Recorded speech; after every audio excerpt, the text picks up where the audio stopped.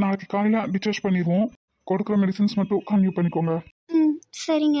ரத்தம் இறங்கி முடிச்சிருச்சா? அவங்க எங்க பாட்டிமா, ஒரே இடத்துல இருந்தா தானே ஆகும் இறக்க. குளிர் காலத்துல இறங்குறதுக்கு வேற ஜிலு ஜிலுன்னு இருக்கும். அதான் இறங்கின வரைக்கும் போதும்னு எடுத்துட்டேன். சரி விடுங்க. நீங்க வீட்டுக்கு போய் ரத்தம் விடுற மாதிரி நல்லா சாப்பிட்ற ஐட்டம்ஸா பார்த்து கொடுங்க.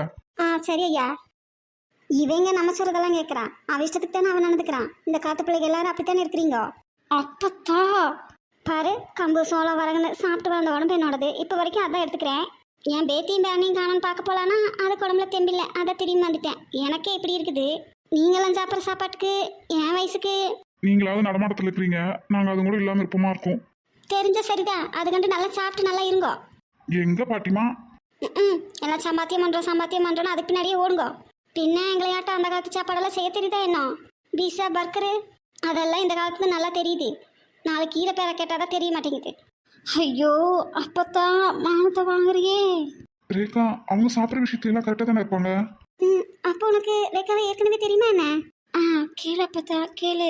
எனக்கு இவர் எங்கேயோ பார்த்த மாதிரி தான் இருக்கு. இல்லை இல்லை அப்பத்தா, ஈஸ்வர் சொன்னா இவங்க அண்ணாங்க அவனுக்கு ஃப்ரெண்டு தானே, அதை வச்சு சொன்னேன். ஓ, இவன் முதல்லலாம் கரெக்டாக தான் இருந்தான். இப்போதான் அதெல்லாம் சொல்ல வேண்டியவங்க சொன்னா கேட்டுப்பாங்க. அதான் அவங்க அப்பா வந்துட்டானல்ல, எல்லாம் ஊட்டி விட்டாதான் இறங்கு. சரிங்க பாட்டி, பார்த்துக்கோங்க. என் பேத்திய பார்த்த வர சொல்றேன் பாட்டி. தேங்க்ஸ் டாக்டர் தம்பி. நான் கட்டு போகிறதெல்லாம் இருக்கட்டும். ஓ, மொத்தத்தில் இன்னைக்கு நீ கட்டெல்லாம் போட மாட்ட. நான் சொல்கிறத கேட்பீங்களா மாட்டீங்களா?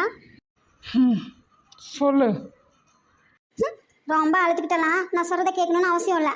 ஐயா, ரொம்ப தான் ஆசை. உனக்காகலாம் நான் அழ மாட்டேம்மா. லூஸுங்கிறது சரியாக தான் இருக்கும் போல. அழுத்துக்கிட்டுன்னு சொன்னால் அழுத்துக்கிட்டுன்னு நினச்சிட்டார் அட்டக்குது. காதும் கேட்குறதில்ல, ஒரு மண்ணும் கேட்குறதில்ல. என்ன அங்கே போனங்களே, எனக்கு நீ ஒருத்தி தான் இல்லை, எனக்கும் பேஷன்ஸ் இருக்காங்க. ஆமாம், ஒரு நோய்க்கு இங்கே வந்தால் இவங்க கொடுக்குற மாத்திரையில் வேற ஒரு நோய் வரும். திரும்ப திரும்ப இவங்ககிட்டயே வந்துட்டே இருக்கலாம். இப்படியே இவங்க மட்டும் பணக்காரங்க ஆயிடுவாங்க. அதான் ஒரு ஹாஸ்பிட்டல் இல்லை, 9 ஹாஸ்பிட்டல் கட்டி வச்சிருக்கிறோம். நீ தான் தெரப்பி விழாக்கு வரணும். நான் இதுக்கு வரேன். நான் என்ன நடிக்கையா? ஐயோ, அந்த நடிகைகளுக்கே டஃப் கொடுக்குற ஆளுமா நீ. இவர் உடம்புலையும் அவனு டேமேஜாக கிடக்குது. இதில் இவர் அடுத்தவங்களுக்கு ட்ரீட்மெண்ட் பார்த்து இதில் 9,000 ஆஸ்பத்திரி கட்டி அதை திறப்பு விழா வேற. அதுக்கு நடிகை வேற வரணுமாமா. நடிகையெல்லாம் வர வேண்டாம். நான் அவ்வளோ பெரிய அப்பட்டாக்கிறெல்லாம் இல்லை, நீ வந்தா போதும். எதுக்கோ ஒரு ஆள் வந்தா குடும்பத்தோட எல்லாரும் வந்து அட்மிட் ஆகிக்க வேண்டியதான் இங்கே. நான் தான் வாங்க வாங்கன்னு வெத்தலை பாக்கு வச்சு ஆரத்தி எடுத்து கூப்பிட்டேன் பாரு. அவளை ஷூட் பண்ணா அந்த பயத்தில் இவ உருண்டு வந்துட்டு இப்போ நானா கூப்பிட்டு உட்கார வச்ச மாதிரி நாயம். ஐயோ, சாப்பிட்ட இட்லியெல்லாம் இப்படியே சின்ன மாதிரி போல இருக்கே. ஒன்றும் அவசரம் இல்லை, மீதம் இருக்கிற இட்லியும் எடுத்து போட்டு சாப்பிடு. கண்ணு வைக்கிறதையும் வச்சுட்டு திணி பண்ண வரான்னு பேசுவாரு. அடடா, அப்படியே நான் பேசி நீ அதை கேட்டு அப்பா உலக அதிசயம்டா சாமி. இப்போ என்ன உங்களுக்கு? அப்படி வேண வேணா போய் கடையில் வாங்குங்க. என் கிட்ட வந்து நோய் நோயின்னுட்டு. நானா நோயின்ட்டு இருக்கேன். என்ன சொல்ல வந்த அதை சொல்லுமா அதில்? அதுவா? ஏன் அப்பதான் இப்படி மானத்தை வாங்குற? என்ன இப்ப சொல்லிட்டாங்க உன்னைய? உண்மையை சொன்னா உங்களுக்கெல்லாம் கோவம் வந்துருதுன்னு. நான் சாப்பிட்றதில்லன்னு ஏனம் போட்டுட்டு இருக்கிற. ஏனம் போடுறாங்க, உண்மையத்தானே சொன்னாங்க. அப்பத்தா நான் ஏற்கனவே 2 சிவாமும் கண்டுக்கலேன்னு கோவமா இருக்காளோ, இல்லை சொல்லாம போயிட்டாங்கன்னு நினைக்கிறாளா? கடுப்பா இருக்கியோ? உங்க அப்பா இருக்கான், இனி போகல. அப்பா என்னை பார்க்காம போக மாட்டாருன்னு எனக்கு தெரியும். அப்புறம்? இல்லை ஒன்றும் இல்லை. நீ அக்காவை தானே தேடி போன, அப்புறம் வேற எங்கே போயிட்டு இப்போ வர? கல்லினாலும் கள்ளி எமகாத கள்ளி பேச்ச மாத்திரா. நீ ஹாஸ்பிட்டல் அட்மிட் ஆனதுலேருந்து நாங்கள் அலைஞ்சி எங்களுக்கு தான் காலெல்லாம் நோவுது. அதான் சொன்னியே. அட போடி, அவள் எங்கே இருக்கானே தெரில. முடிஞ்ச வரைக்கும் பார்த்துட்டு அதான் உன்னோட ஸ்நேகிதி அந்த பிள்ளையோட அக்கா அட்மிட் ஆயிருக்கே, அவளை போய் பார்த்துட்டு வந்தேன். சந்தியக்காவியா? உங்கள் அக்காவை தேடி போன வழியில் அவங்க ரூம் தான் இருந்தது. அங்கே சிட்ட பேசிட்டு வந்தேன். என்னவா? அதுவா, ஏதோ நீர்க்கட்டியா, கர்ப்பப்பை வேற வீக்காக இருக்குன்னுட்டு நீர்க்கட்டியை மட்டும் ரிமூவ் பண்ணிட்டாங்க. அதெல்லாம் எனக்கு இது தெரியும். நல்லா இருக்காங்கல்ல? நல்லா தான் இருக்கா. பின்ன எனக்கு மட்டும் தெரியுமாக்கும்? இவ்வளோ நேரம் போய் குத்த வச்சு நான் பேசிட்டு இருந்திருக்கீல்ல, நீ தெரிஞ்சுக்காமையா வந்திருப்ப. நீயா? பிள்ளையோ பையனோ நல்லா உடம்புக்கு சத்தானதாக கொடுத்து வளர்த்தா தானே ஆகும். என்னடி? மேலே சொல்லு. அத்தை கீரை காய்கறி பழங்கோ நட்ஸு முட்டை மீன் கோழி நல்லா கொடுத்து வளர்த்தா தானே எல்லா உறுப்புகளுக்கு நல்ல சத்து கிடச்சி நல்லா வேலை பார்க்கும். ம் மருமக மாதிரி ஒரு பிளேட்ல பாதி பிளேட்டு காய்கறியும் பழங்களும் தான், மீதி பாதியில் கொஞ்சோண்டு கார்போஹைட்ரேட்டுக்கு சோறு, கொஞ்சோண்டு புரோட்டீனுக்கு முட்டை, அந்த மாதிரி ஏதாவது. இப்படியே எல்லாரும் பார்த்து பார்த்து செஞ்சு கொடுக்க முடியுமா? ஏன் நீங்க கஷ்டப்படும் போது உங்க அம்மா அப்படித்தானே கொடுத்தா? ஒரு சில டைம் ஒண்ணுமே இருக்காதுதான். கம்பு ராகி அப்புறம் நட்ஸ் எல்லாம் போட்டு அதையெல்லாம் அரைச்சி பவுடர் பண்ணி அதில் ஏதோ உருண்டை மாதிரி செஞ்சு கொடுப்பா. அதுதான் ஸ்நாக்ஸுக்கு. ஒரு நாளைக்கு ஒன்றுனாலும் கொஞ்சமாக சாப்பிட்டாலும் நல்லா சத்து சொல்லுவா. அப்புறம் டீ குடிக்கும்போது பச்சை பயிறு சுண்டல் நிலக்கடலை பம்கின் சீட்ஸு மக்காச்சோளம் சக்கரவள்ளிக்கிழங்கு மரவள்ளிக்கிழங்கு இதில் ஏதோ ஒன்று வச்சு கொடுப்பா. அப்புறம் ஆனால் சாப்பிடாம மட்டும் விட மாட்டா பார்த்துக்கோ. ஓ அப்போ உனக்கு உங்கள் அத்தை நல்லா சோறு கொடுக்கல சொல்கிறியா? ஒயிட் ரைஸ் அவ்வளோ கொடுக்க மாட்டா. கம்பு சோளம் ராகி வரகு அந்த மாதிரி அதில் ஏதாவது சோறு செஞ்சு கொஞ்சமாக கொடுப்பா. மேக்ஸிமம் நீ இருக்கேன்னு இல்லை அப்பத்தா, நீ இல்லைனாலும் களி கஞ்சி அந்த மாதிரி தான். அதான் வெள்ளரிசி கொடுக்கலன்னு கவலைப்படுறியான்னு கேட்டேன். அதுதானே ஸ்ட்ரென்த்து. கிழிஞ்சுது போடி போக்கத்தவளே. எங்கள் அக்கானால உங்கள் அண்ணன் வாழ்க்கையே சின்ன பின்னமாயிடுச்சு. தப்பெல்லாம் எங்கள் அக்கா மேலே தான். எல்லாம் தெரிஞ்சிருந்தோம் உங்கள் அம்மா கிட்ட எங்களை விட்டு கொடுக்காம பேசுனதுக்கு ரொம்ப ரொம்ப தேங்க்ஸ். அது எங்கள் அம்மா பேசுனது எல்லாமே தப்பு தான். அதையெல்லாம் நீங்களும் பொறுத்துக்கிட்டீங்கல்ல. உங்கள் அம்மாவோட கோபமும் நியாயமானது தானே. ஆனாலும் நீ எங்கள் அம்மா காலில் விழுந்ததெல்லாம் அதிகம் பரு. அவங்க வயசில் பெரியவங்க தானே. இருந்தாலும் வயசுக்கு ஏற்ற பெருந்தன்மையா அவங்க காட்டல. உன்னையும் உங்கள் அக்காவையும் கழுத்தை பிடிச்சதெல்லாம் உங்கள் மாமாவுக்கு மட்டும் இல்லை, எங்களுக்கும் யாருக்குமே இஷ்டம் இல்லை தான்.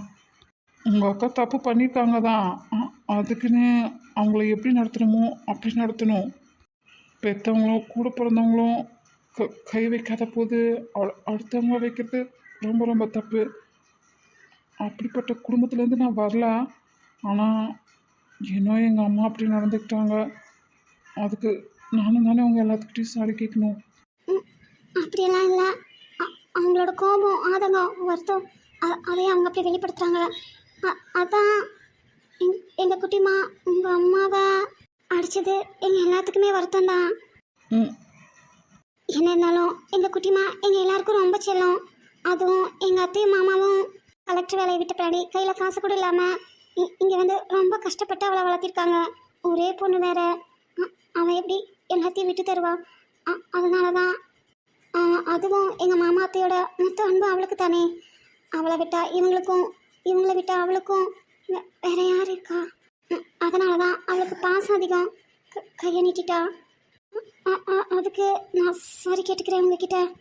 பரவாயில்ல, ரேகான்னு இல்லை, அவளுக்கு ஒரு அண்ணனோ தம்பியோ இருந்திருந்தா கூட அவங்களும் இதை தான் பண்ணியிருப்பாங்க. அப்போவும் நான் எந்த கேள்வியும் கேட்க முடியாது. ஏன்னா எங்கள் அம்மா பேசுனது தப்பு தான். எங்கள் அக்கா செஞ்ச தப்புக்கு எங்கள் பாப்பா வேற அடிச்சிட்டாளா? இதெல்லாம் மனசில் வச்சுட்டு ரேகாவை சிவாவை தவிர நீலகண்டன் சாருக்கு எங்கள் அம்மா வேணா அப்படி சொல்லியிருக்கலாம். ஆனால் அதுக்கு நீலகண்டனும் நானும் ஒத்துக்க மாட்டோம். அப்படி ஒன்றும் நடக்காது, பயப்படாதீங்க. ரொம்ப தேங்க்ஸ். எதுக்கு? இல்லை மகனா உங்கள் அம்மாவுக்கு சப்போர்ட் பண்ணாமா ஸ்டார்டிங்லேருந்து எங்களுக்கே சப்போர்ட் பண்ணுறீங்களே அதுக்கு. அம்மாவாவது ஆட்டுக்குட்டியாவது கடவுளே வந்தாலும் நாயோ தர்மம்னு ஒன்று இருக்கு. அதுவும் இல்லாமல் எங்கள் அண்ணனுங்களுக்காக தானே. அதுவும் தான். ஆணோ பெண்ணோ யாராக இருந்தாலும் ஃபர்ஸ்ட் லைஃப் பார்ட்னர், அப்புறம் குழந்தைங்க, அதுக்கப்புறம் தான் பேரண்ட்ஸு. அப்போ உங்களுக்கு கல்யாணம் ஆயிடுச்சா? ஆயிடுச்சே. பிள்ளைங்க நேரம் ஸ்கூலுக்கு போயிட்டு வந்து அவங்க அம்மா கிட்ட படிச்சுட்டு இருப்பாங்க. நான் போய் பார்க்கணும். நீ என்னம்மா கட்டு போட்டுட்டு என்ன ரிலீவ் பண்ணுறியா? அப்பதா அட வெள்ளரிசியில் அரிசியை பாலிஷ் பண்ணிடுமல்லோ, அதனால தான் உங்கள் ஆத்தா அதை கம்மியாக கொடுக்குறா. கம்பு சோளம் ராகி தேனை அந்த மாதிரி சோறு செய்யும்போது அதில் தான் நல்ல சத்து. அதனால தான் அதை அடிக்கடி செய்கிறா. உனக்குத்தே அதெல்லாம் இறங்க மாட்டேங்குது. நான் சிவனேன்னு சாப்பிட்றேன்ல. இட்லிக்கு தோசை பெசாரட்டு அந்த மாதிரி செஞ்சு கொடுத்தா தானே சாப்பிட்ற. அப்பத்தா நீங்களாம் கஷ்டப்பட்டு உடம்ப வளைச்சி வேலை செய்கிறீங்க, நான் அப்படியே செய்கிறேன். கம்ப்யூட்டர் முன்னாடி உட்காந்துட்டு இருந்துச்சு வரேன், அப்புறம் உடம்பு வந்துடும்ல, அதுக்கு தான். ம் அப்படி பார்த்தாலும் உனக்கு உடம்பெல்லாம் உங்கள் அப்பா நாட்ட ஆத்தாவாட்ட இல்லையேடி. ம் ரொம்ப கவலை உனக்கு. ம் அப்பனும் காத்தாளுக்கு சம்மந்தமே இல்லாமல் இருக்கிற அதே. ம் சிவப்பா முதல்ல போலீஸ் ஆகணும் தானே சத்யப்பா கூட ட்ரைனிங் எல்லாம் அட்டன் பண்ணாப்ல. ஆமாம், அதான் ஹைட்டு பத்தலின்னு வேண்டான்ட்டாங்க. அப்புறம் ஐஏஎஸ் எழுதி பாஸ் ஆயாச்சேன்ட்டு அப்புறம் கலெக்டர் ஆகிட்டான். அந்த மாதிரி நானும் ஹைட் இல்லாமல் இருக்கக்கூடாதுன்ட்டு அப்போ இருந்தேன். எக்ஸசைஸு, ஸ்விம்மிங்கு, ஸ்கிப்பிங்குன்னு எல்லாத்துக்கும் விட்டுட்டு பழகிட்டா எனக்கு உடம்பில்லை. ஏன் நீ சத்யா மாதிரி? ஐயோ, எனக்கெல்லாம் சத்தியமா மாதிரி ஆகணும்னு ஆசை இல்லை. அப்பாவுக்கு தோணி இருக்கும் போல, அதனால. ம் சொல்லு விக்கி, என்ன விஷயம்? அத்தம்மா, இஃப் யூ டோன்ட் மைண்ட், ம் நாளைக்கு பூமாரிய பார்க்குக்கு கூட்டிட்டு வரீங்களா? அவளை எதுக்கு விக்கி? நான் அவங்க கிட்ட கொஞ்சம் பேசணும். என்ன விஷயம்னு நாளைக்கு நான் உங்ககிட்ட சொல்கிறேன். ம் சரி விக்கி. இப்போ அவன் எங்க? பாட்டிமா ஒரு வேலை சொன்னாங்க. அது விஷயமா அங்கே போயிருக்கா. என்ன வேலையா இருக்கும்? பிஸ்னஸ் விஷயமாவா இல்லை ஆசிரம விஷயமாவா? ஆசிரம விஷயமா. சரி விக்கி. அப்புறம் அதே இந்த பதப்படுத்தி வைக்கிறது, கடையில் வாங்குறது, இந்த பொடிகள்லாம் கண்டதையும் போட்டு திங்கிறது, இந்த மாதிரியெல்லாம் இல்லாது சத்தானதாக சாப்பிட்டுக்கிட்டு உங்கள் அப்பன் சொல்லி கொடுத்த மாதிரி கரெக்டாக எக்ஸசைஸ் எல்லாம் பண்ணிட்டு வந்தாவே இந்த மாதிரி அந்த அம்மனிக்கு வந்திருக்கிற மாதிரி நீர்க்கட்டியெல்லாம் வராது. ஆஹா, ரமேஷுங்க அம்மா சொன்னாங்களா? ம் அவங்க இன்னும் கஷ்டப்படுற குடும்பம் மாமாவே. படிப்புன்னு எல்லாம் படிப்பையே பார்த்துக்கிட்டு சௌரந்தா தானே சித்திரம் வரைய முடியும், உடம்பையும் பார்க்கணுமல்லோ. ம் ஆமாம் அப்பத்தா, மேக்ஸிமம் ஒரு ரசம் தான் கொண்டு வருவான். காய்கறி, பழங்க, நான்வெஜ்ஜு இதெல்லாம் அவங்க சாப்பிட்டதே இல்லை. ம் அப்புறம் எப்படி அத்தா உடம்புல சத்தி வைக்கும்? அப்புறம் அதுவும் நல்லாது, அவங்க அம்மா ரொம்ப கஷ்டப்படுத்தி மாமியார் வீட்டு நல்லா கஷ்டப்பட்டுருக்க மாட்டேங்குது. அந்த அக்கா 3 டிகிரி முடிச்சிருக்காங்க, சோனியா 2 டிகிரி முடிச்சிருக்கா. எல்லாத்துக்கும் முன்னாடி வாழ்ந்து காட்டணும், அப்படி பண்ணணும் இப்படி பண்ணணும்னு டார்ச்சர் பண்ணி 2 பேரும் சம்பாதிச்சு வீடெல்லாம் கட்டிட்டாங்க, பெரிய பெரிய வீடு. அப்புறம்தான் இஷ்டமே இல்லாமல் அந்த அக்கா கல்யாணம் பண்ணி வச்சு படிக்காத மாப்பிள்ளை குடும்பமா ரொம்ப கொடுமைப்படுத்திட்டாங்க. அவங்க முன்னாடி வாழ்ந்து கட்டணும், இவங்க முன்னாடி வாழ்ந்து கட்டணும்ட்டு பிள்ளைங்க நிம்மதியாக சந்தோஷமா இருக்க வேண்டாமா? பிடிக்காத மாப்பிள்ளையை பிடிச்சி கட்டி வச்சுக்கிட்டு குழந்தையிலன்னு கொடுமைப்படுத்தினா நல்லா சத்தானதாக கொடுத்துருந்தா அதெல்லாம் முட்டையெல்லாம் நல்லா ஸ்ட்ராங்காக இருந்திருக்கும். குழந்தைய ஆயிருக்கும் பிடிச்சவனை கட்டி வச்சுருந்தா எல்லாம் ஒன்றுமில்லாத பண்ணி போட்டு அந்த பிள்ளையை போட்டு கொடுமைப்படுத்துகிறாங்க. அதனால தான் அந்த பிள்ளைக்கும் அது இதையெல்லாம் நினச்சிக்கிட்டே இருந்து மன உளைச்சல் அதிகமாக இருக்க மாட்டேங்குது. சரியாக சாப்பிட்டு தூங்குமோ நீ என்னவோ. ம்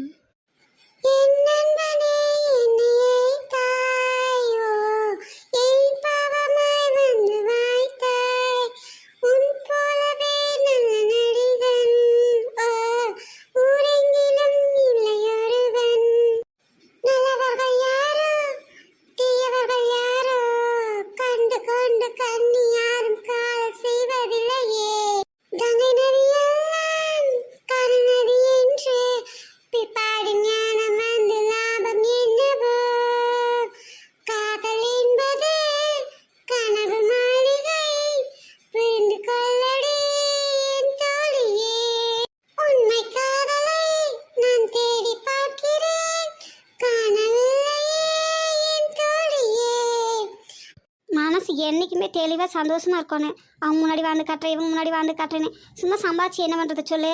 மறுபடியும் கொண்டு போய் ஆஸ்பத்திரிக்கு கொடுக்குறதா? இந்த பிள்ளை மாதிரி இப்போ இருக்கிற எல்லாரும் பணத்து பின்னாடி ஓடி மன உளைச்சல் அதிகமாகிருதா. அப்புறம் உடம்புல ஹார்மோன்ஸு மற்றதெல்லாம் எதுவுமே ஒழுங்காக வேலை செய்யாது. அப்புறம் அவங்க முன்னாடி வாழ்ந்து காட்டுறேன், இவங்க முன்னாடி வாழ்ந்து காட்டுறேன், நிம்மதி சந்தோஷத்தை எல்லாத்தையும் தொலைச்சி போட்டு ஆஸ்பத்திரியில் கொண்டு போய் காசு கொடுத்து இப்போ புலம்புறா வேறு. என் வாழ்க்கையே போச்சு, என்னோட கெரியர் போச்சு, என்னோட ஹெல்த் போச்சு, எல்லாம் போச்சு, என் வாழ்க்கையே முடிஞ்சு போச்சுன்னு சொல்கிறா. உண்மைதானே அப்பத்தா? அந்த அளவுக்கு பிடிச்சி கல்யாணம் பண்ணி வச்சு குழந்தை இல்லைன்னு ட்ரீட்மெண்ட் மேலே ட்ரீட்மெண்ட் பார்த்து உடம்பு போய் காசு போய் ஆசைப்பட்டு படித்து வேலைக்கும் போக முடியாது, வாழ்க்கையும் இல்லாமல் ஆயிட்டுதா. அதுக்கு நம்ம என்னடி பண்ணுறது? அவங்க அப்பா நான் தான் எல்லாம் பார்த்து பண்ணியிருக்கோன்னு சும்மா எல்லாரும் கல்யாணம் பண்ணிட்டு பெற்றுக்கிறாங்கன்னு போய் துட்டா போதுமா? இதையெல்லாம் நினச்சி தான் அந்த பிள்ளை அப்படி ஆகிப்போச்சு. அவன் இல்லை, உலகத்தில் பாதி பேர் அவளையாட்டு தான் இருக்கிறீங்க. நான் என்ன பண்ணேன்? நீ அவங்கள குறைசார மாதிரியும் இருக்குது, சைடு கேப்பில் என்னையே வயற மாதிரியும் இருக்குது. ஓய் பாரு, என்னாச்சு? சத்தத்தையே காணோம். அட லூசு பக்கி, நீ இல்லாம எனக்கு எப்படி கல்யாணம் ஆகும்? ஆவுனா எதுக்கு எடுத்தாலும் மூஞ்சி திருப்பிட்டு அழ வேண்டியது. ஓய் என்கிட்ட யாரும் பேச வேண்டாம். அச்சோ, ஊதா ஊதா ஊதாப்பூ ஊதும் மண்டே ஊதாப்பூ ஊதா ஊதா ஊதாப்பூ ஊத காற்றில் மூதாப்பூ நீ பார்த்தால் ஊதாப்பூவே நலமாகும் ஊதாப்பூவே தோல் சேர்த்தால் ஊதாப்பூவே சுகம் காணும் ஊதாப்பூவே ஊதா ஊதா ஊதாப்பூ உன்னை நீங்கி வாழாப்பூ. இப்படியெல்லாம் பாட்டு பாடி உன்கிட்ட பேசணும்னு எனக்கு என்ன ஆசையா? உங்களுக்கு எதுக்கு என்கிட்ட பேசணும்னு ஆசை? யார்கிட்ட பேசணும்னு ஆசையோ போய் பேசுங்க போங்க. ஊதா கலரு ரிப்பன் உனக்கு யாரு அப்பன்? என் சொல்லடி அவனுக்கு நான் சலாம் போடணும். நீ சொல்லடி அவனுக்கு நான் சலாம் போடணும். இங்க யாரும் ஊதா கலர் ரிப்பன் எல்லாம் வைக்கல. ஓ, அட ரிப்பன் வைக்கலன்னா என்னம்மா? அதான் சுடிதார் போட்டிருக்கியே. இப்போ சொல்லு. எங்க அப்பா பேரு நந்தகோபால். சரி, என் மாமனார் பேர் நந்தகோபால், மச்சான் பேர் பார்த்தசாரதி, ஒய்ஃப் பேர் பாரு, மாமியார் பேர் அடலூஸ் பக்கி. உங்கள் மம்மி உங்கள் அம்மா பேர் என்ன?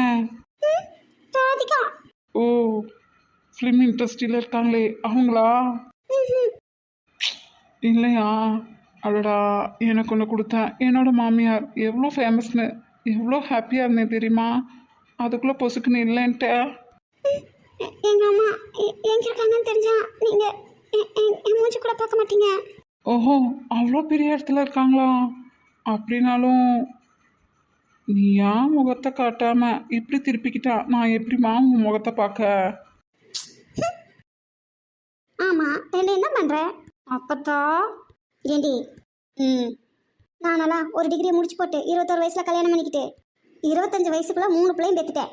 அப்புறம் என் மாமியா சப்போர்ட் பண்ண உடம்பையும் தேத்திக்கிட்டு பிள்ளைகளையும் வளர்த்திட்டேன். இப்போ என்ன நான் சம்பாதிக்காம விட்டுட்டுனா, என் அப்பா அத்தா மாமியா மாமனார்னு எல்லாத்தையும் பார்க்காம விட்டுட்டுனா, இல்லை என் பிள்ளைகளை தான் நல்லபடிக்கு படிக்க வச்சு அவங்களும் 21 வயசுல கரையேற்றிட்டுனாலோ.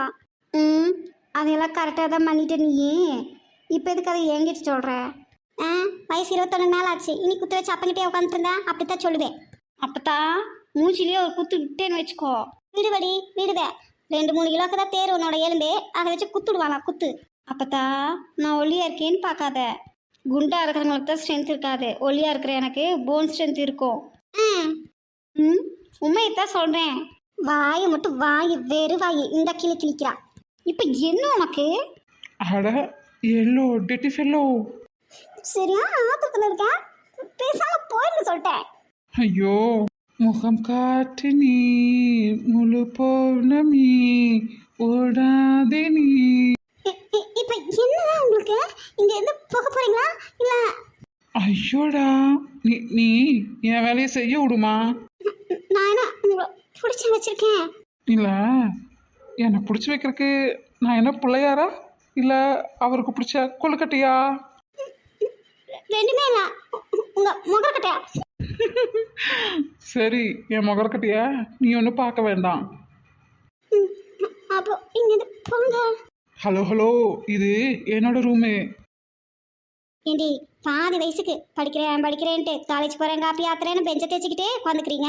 அப்புறம் நான் இவ்வளோ கஷ்டப்பட்டு படிச்சுட்டேன், வேலைக்கு போகணும், சம்பாதிக்கணும், வீடு கட்டணும், வாசல் கட்டணும்னு 35-40 வயசு ஆயும் கல்யாணம் பண்ண மாட்டீங்க. அப்பத்தா எனக்கு இன்னும் அவ்வளோலாம் ஆகலை. இல்லடி பொதுவாக சொல்கிறேன். அதெல்லாம் நீ ஒன்றும் என்கிட்ட சொல்ல வேண்டாம், எனக்கு மூத்தத்துக்கு 4 இருக்குல்ல, அவங்க கிட்ட போய் சொல்லு. சரி, அவியலத்தான் சொல்கிறேன். நல்ல லைஃப் பார்ட்னர் அமைஞ்சா ஆஃப்டர் மேரேஜ் கூட எவ்வளவோ சம்பாதிக்கலாம், எவ்வளவோ படிக்கலாம்டி. என்ன எத்தனையோ பேர் உலகத்தில் கல்யாணம் ஆகி குழந்தை பெற்ற பின்னாடி ஏன் குழந்தைகளுக்கே கல்யாணம் ஆகிட்டா கூட படிக்காங்கல்ல, சம்பாதிக்காங்கல்ல. அப்புறம் என்ன இந்த காலத்து பசங்களாம் இப்படி இருக்கிறீங்க? இல்லை எப்படி இருக்காங்க? கல்யாணத்துக்கு முன்னாடியே 30 வயசுக்குள்ளேயே படிக்கவும் செஞ்சிடணுமா, சம்பாதிச்சணுமா, வீடு வாசல் இடம்னு வாங்கிடணுமா. இவங்க எல்லாமே லைஃப்ல செட்டில் ஆகிட்டு தான் கல்யாணம் பண்ணுவாங்களாம். அப்போ கல்யாணத்துக்கு அப்புறம் ஒரு சுவாரஸ்யமே இருக்காதே. என்ன சொல்லு. இல்லை இதெல்லாம் எந்த வயசுலையும் எப்போ வேணாலும் பண்ணலாம். தலை எழுத்து. ஒரு சிலருக்கு சாகிற வரைக்கும் சொந்த வீடு இல்லாமல் சாகணும்னு விதி இருந்தா அது அப்படியே தான் நடக்கும். அதுக்குன்னு சம்பாத்தியம்னு ஓடிட்டு வாழ்க்கையை பார்க்காம இருந்திருக்கீங்களா என்ன? இல்லை, இதெல்லாம் என்கிட்ட கேட்கணுமா இல்லை அண்ணனுக்கிட்ட கேட்கணுமா? இல்லை இல்லை, பொதுவாக தான் சொன்னேன். நீ என்ன சொல்ல வரையோ அதை ஓப்பனாக சொல்லிட்டு போ. இல்லை, உன் ஸ்நேகிதியோட அக்கா. ஒரு சிலருக்கு சின்ன வயசுலேயே கல்யாணம் ஆனாலும் 12-18 வருஷத்துக்கு அப்புறம் தான் குழந்தை இருக்கணும்னு விதி இருந்தா அப்போ தான் இருக்கும். சேச்சே, அவனால குழந்தை பெற்றுக்க முடியலன்னு அவளையெல்லாம் நான் குறைச்சல விளாடி. அவங்களாவது குழந்தை இல்லைன்னு ட்ரீட்மெண்ட் எடுக்க போகவும் தான் நிறைய மெடிசின்ஸ் இன்ஜெக்ஷன்ஸ் எல்லாம் எடுத்துக்கிட்டாங்க. ஆனால் அவங்களோட ஸ்டூடெண்ட் ஒரு பொண்ணு 11th தான், இப்போவே இன்சுலினை இன்ஜெக்ஷனாக எடுத்துக்கிறா. இதையெல்லாம் வச்சு பார்க்கும்போது உங்களோட லைஃப் எல்லாம் எவ்வளவோ பெட்டர் தான். பெட்டரா? வரோண்டி வரோம். இப்போ வரைக்கும் நான்லாம் ஒரு மாத்திரை மருந்து எடுத்துக்கிறது இல்லை. நீங்களாம் தான் இப்படி இருக்கீங்க. அதுதான். இப்போ நீ என்ன திட்ட தானே வந்த? நீ ஒன்றும் சொல்லு. காக்கா கொத்துற மாதிரி 4 வாய் சோத்த பிளுக்கிக்கிட்டு மினுக்கிக்கிட்டு தின்னுட்டு போற அடிப்பாவி. அதுதானடி உண்மை. கிளவி, நான் கொஞ்சமா எடுத்துக்கிட்டாலும் சத்தா தான் எடுத்துப்பேன் பார்த்துக்கோ. பெரிய சத்தா கிளிக்கலாம். இப்போல்லாம் விளையிறதே 1000 ஃபெர்டிலைசர்ஸ் போட்டு. அதுக்கு தாங்க என்ன பண்ணுறது? காலகாலத்தில் இல்லை கல்யாணம் பண்ணிக்கோனே. அப்போதான் சொல்ல வேண்டியவன்கிட்ட சொல்லுடி. ஆமாம்ல, இது உங்களோட ரூமு. அப்போ தரங்க, நான் போகிறேன். ஓ, மேடமுக்கு ரோசமெல்லாம் வருது. எங்கே போகிறீங்க? எங்கள் அண்ணங்கிட்ட. உங்கள் அண்ணங்கிட்டயா? தரங்க, நான் போகிறேன். இல்லை பாரு. ஏன் எங்கள் அண்ணன் எங்க? என்னாச்சு? நான் என்னன்னு சொல்கிறதுக்கு முன்னாடி நான் பேசுகிறதெல்லாம் கொஞ்சம் நீ கேட்பியா?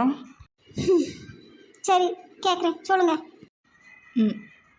நானும் நீயும் என்னெல்லாம் பேசியிருக்கோமோ, நான் உன்கிட்ட என்னெல்லாம் சொல்லியிருக்கேனோ அதெல்லாம் போய் வீட்டில் உட்காந்து நல்லா யோசி.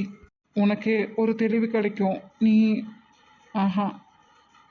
நம்ம வாழ்க்கையை பற்றி நீ ஏன் யோசிச்சு ஒரு முடிவு சொல்லு.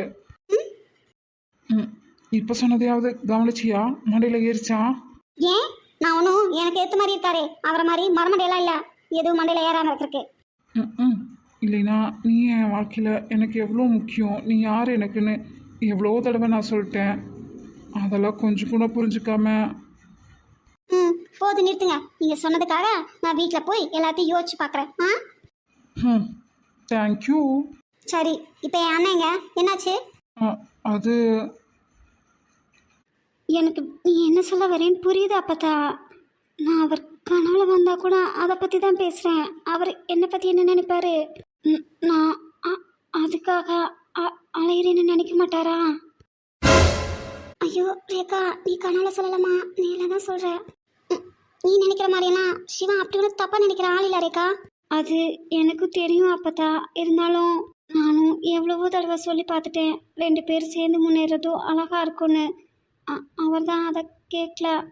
சரியாத்தா, விடு. நானே சிவா கிட்ட பேசுகிறேன். உன்னை எப்போ கூட்டிகிட்டு போகணும்னு நினைக்காரோ அப்போ கூட்டிகிட்டு போட்டோம்.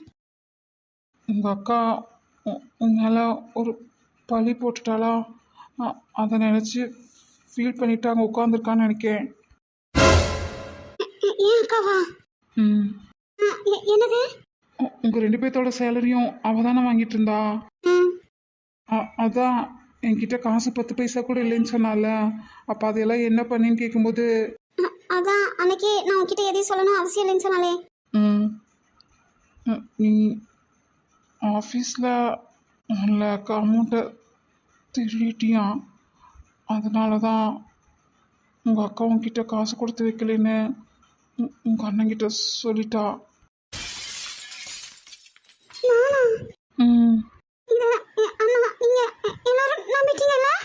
சி, இதை நாங்கள் யாரும் நம்பலதான். ஆனாலும் பார்த்தாக்கு கஷ்டமாக இருக்கும்ல, அதான். யாருமே வெளியே நம்பலன்னு சொன்னாலும் எப்படி முடிப்பேன்? அதுவும்